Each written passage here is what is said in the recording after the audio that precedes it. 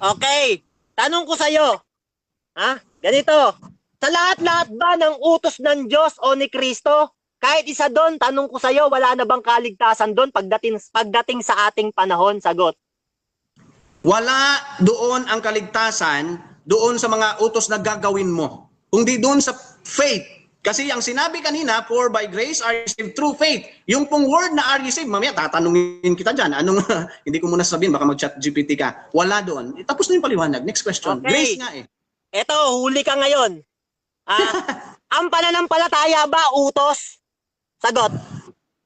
Yes, pero yung sabi doon, believe. Yun. No? First John 3:23, believe. Ang tawa, pero yan po ba works? Hindi. Bakit? Yung believe po dyan ay stative verbs at hindi rin po yan faith.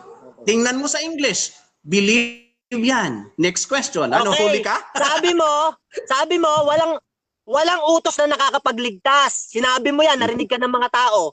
Ngayon, tinanong Sige. kita ang pananampalataya, utos, nakakapagligtas ang pananampalataya. Ngayon, tanong, anong sa dalawa mong magulong sagot ang iintindihin ng mga tao? Sagot. Objection, Mr. Moderator. Siya yung gumugulo sa sagot. Malinaw, yung sinasabi niya, utos ang pananampalataya. Moderator. Wait lang. Hindi, nag-object ako. Nag-object pa yung isa. May counter-objection ka, don't worry. Okay. Brother Morts, direct First, to the point. Proceed, bro.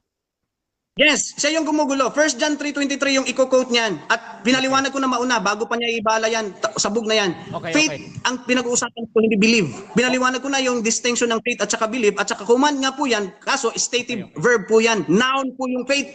Okay. So, Objection. objection, Counter.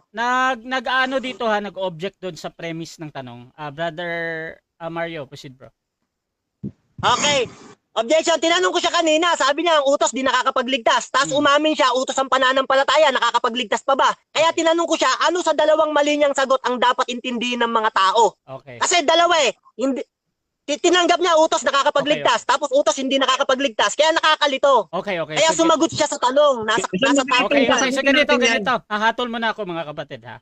Sa ganitong tanong ni Brother Mario, any observation ni Mario, hindi ko talaga pinapakialaman yan kahit nagsisinungaling si Mario dito or nagsasabi ng totoo. Ngayon, Brother Morge, kung merong something doon sa tanong niya dahil hindi ka sang-ayon doon. So Rasha, let's pwede go. mo 10 Sasagutin seconds, natin. bro. Okay. No, I will never use 10 seconds. Proceed. Okay, yung 10 sagot seconds. niya is a fallacious and strawman fallacy, no? Hindi ko sinabi porkit utos ang pananampalataya, yung John 3 1 John 3:23 kasi yan eh. Alam kong believe yan. Hindi ko sinabi na yung pananampalatayang nasusulat diyan, yun yung makakapagligtas kasi nga believe yan. Verb yan, stative verb, hindi yan yung faith na noun. Ano ka ba? Okay. Puro ba talaga sa Okay. verb? Okay, sige. Papakawalan kita dyan para makita lang ng mga tao kamalian mo. Sige, hindi mo tinatanggap na ang utos nakakapagligtas. Sagot. Ang utos di nakakapagligtas. Sagot. Yes, Categorical, hindi siya nakakapagligtas kung ito yung ginagawa ng tao, works na utos, hindi siya nakakapagligtas. However, yung pong pananampalataya, this is my command that you believe, hindi po sinasabi doon faith yon. Yung sinabi doon, I believe, stative verb. Next question. Okay. Sagot mo, hindi nakakapagligtas ang utos. Ngayon, kontra ka sa sinabi ni Jan. Babasa ko. Ito sabi niya. At nalalaman ko na ang kanyang utos ay buhay na walang hanggan. At ang mga bagay nga na sinasalita ko ay ayon sa sinasabi sa akin ng Ama, gayong ko sinasalita. Sabi diyan, nalalaman ko na ang kanyang utos ay buhay na walang hanggan. Tinatanggap mo ba sinabi ni Jan na ang utos ay buhay na walang hanggan? Sagot, hindi. Yes, utos niya sa Panginoong Hesukristo yan. Utos, ano? Yes yan, sa utos kasi niya sa Panginoong Hesukristo yan.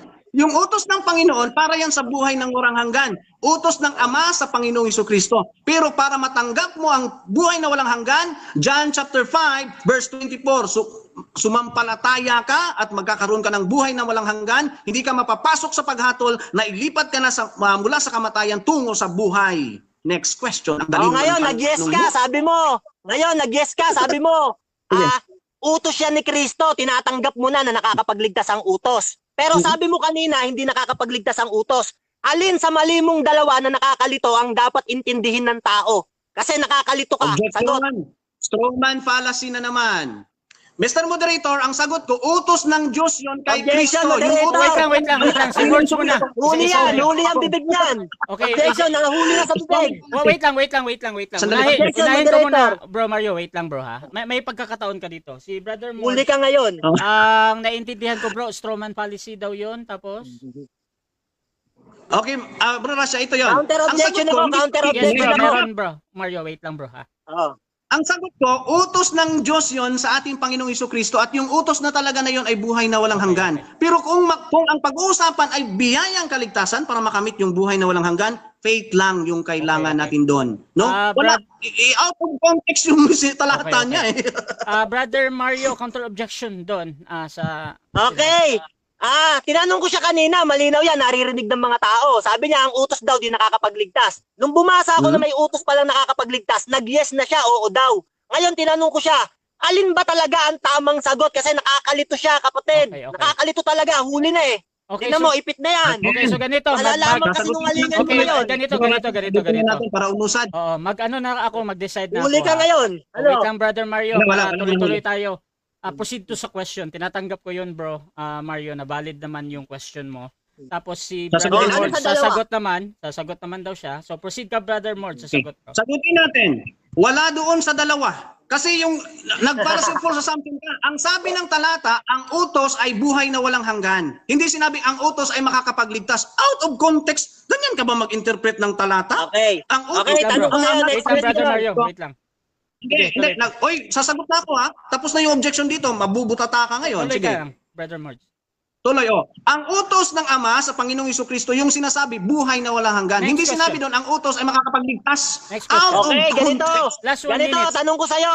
Sabi mo kanina, hindi nakakapagligtas ang utos. Bumasa ako, sa John 12 ng 50, utos yun ni Kristo, nakakapagligtas. Sabi mo, ngayon, sumasagot ka ngayon, sabi mo, wala sa dalawa.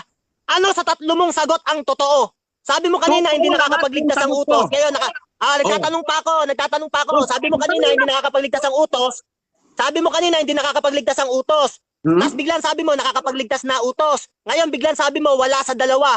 Ano sa magugulo mong sagot ang dapat paniwalaan ng tao Again, dahil ang gulo? Kasi naman, sagot, naglalagay siya ng salita sa bibig ko na di ko sinabi, Bro Rasha. Yan ay taktika ni Satanas. Counter objection, bro, Rasa. Hindi. Marami nakarinig Wait yan. lang. Wala raw sa dalawa, sabi niya. Wait lang mga bro. Wait lang, bro. Ang taktika ng strawman para Uli Wait ka lang ngayon, mga bro. Wait lang mga sinungalingan bro. Teka. Mute ko muna kayo sa live ha. Ganito.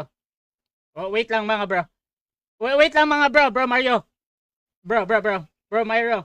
Wait lang bro. Bro Mario, ganito. Bro Mords, ganito bro. Sa inyo,